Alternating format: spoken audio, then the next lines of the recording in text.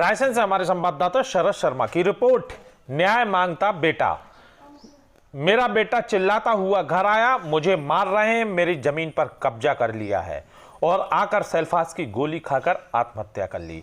यह कहना है 98 वर्षीय उस बुजुर्ग मां की जिसके बेटे ने दबंगों की पिटाई से परेशान होकर आत्महत्या कर ली और अब मृतक के परिजन न्याय के लिए भटक रहे हैं।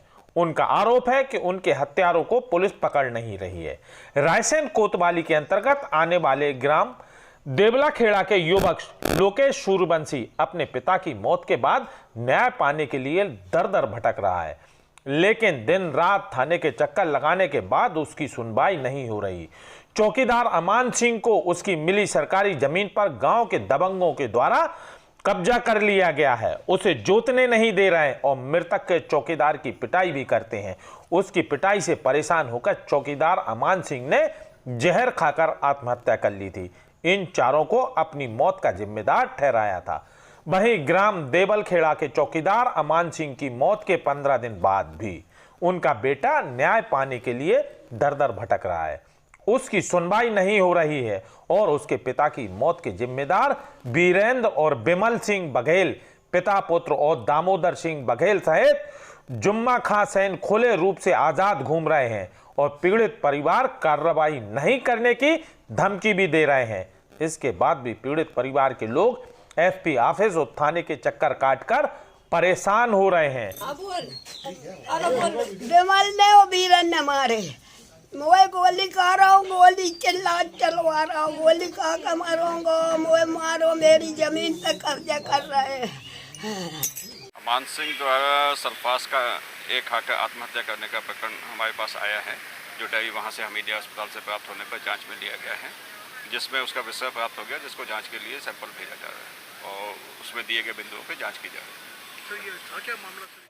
हल्द्वानी से हमारे संवाददाता सचिन गुप्ता की रिपोर्ट। गोला नदी में अचानक आया पानी, कई डंपर बहे।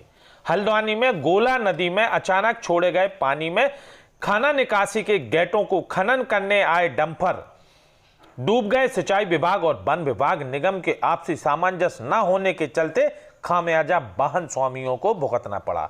अचानक नदी में आए पानी की वजह से मजदूर और वाहन स्वामी को भागने तक का मौका नहीं मिला। देखते ही देखते गोला में बाढ़ जैसी स्थिति पैदा हो गई और गोरा पड़ा और मोटा हल्दू गेट पर जहां मजदूरों ने दौड़ लगाकर अपनी जान बचाई, वहीं 3 डंपर पूरी गाड़ी बिगड़ गई है। यहाँ पर वाहन स्वामियों के अधिकारियों के प्रति भारी आक्रोश है। बिना किसी अलार्म के गेट खोल दिए जाने से सिंचाई विभाग के अधिकारियों का कहना है अलार्म बजाने के साथ ही वन निगम को सूचना भी दी गई थी। सुबह पानी की मात्रा कम थी, गेट खुले तभी अचानक 8000 क्यूसेक पानी। तराना से हमारे संवाददाता कल्याण सिंह तोमर की रिपोर्ट। भ्रष्टाचार, सड़क निर्माण भ्रष्टाचार, सीमेंट में मिट्टी या मिट्टी में सीमेंट, देखिए पूरा गोलमाल। मध्य प्रदेश सरकार द्वारा सूबे की पंचायत राज की स्थापना की गई ताकि ग्रामीण और कस्बों के शहरों में विकास हो सके।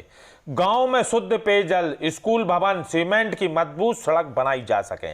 इसके लिए सरकार द्वारा लाखों करोड़ों आवंटित किए जाते हैं, लेकिन सरकार की मंशा पर पलीता लगाकर ग्राम पंचायत सरपंच और सचिव किस तरह से भ्रष्टाचार करते हैं, इसका एक उदाहरण उज्जैन जिले की गोलबा ग्राम पंचायत में देखने को मिला, जहां 10 लाख रुपए की सड़क बनने के कुछ माह बाद ही गड्ढों में तब्दील हो गई। सड़क निर्माण देखकर लगता है कि सीमेंट में मिट्टी है या मिट्टी में सीमेंट का उपयोग किया गया है। ग्राम पंचायत गोलबा में फिर उजागर हुआ भ्रष्टाचार। सड़क निर्माण में किए गए लाखों रुपए के गड़बड़ झाला, 10 लाख से बनी सड़क कुछ ही महीनों में हुई बदहाल। भ्रष्टाचार की दास्तां बयां करती सड़क की यह तस्वीर। गोलबा पंचायत सरपंच सचिव के सर पर किसका है हाथ? एक के बाद एक भ्रष्टाचार के बाद भी प्रशासन मौन क्यों है?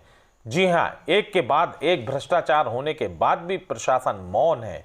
इसका सवाल गोलबा गांव के हर ग्रामीणों के मुख पर है, क्योंकि गोलबा ग्राम पंचायत में भ्रष्टाचार अब एक दूसरे के पर्यायवाची हो गए। यूं तो ग्राम पंचायत गोलबा द्वारा सड़क स्वच्छता, पेयजल व्यवस्था और सड़क निर्माण पर हजारों लाखों रुपए विकास कार्य की बातें करती हैं, लेकिन विकास कार्य सिर्फ कागजों में ही नजर आता है। ग्रामीणों में मूलभूत पानी की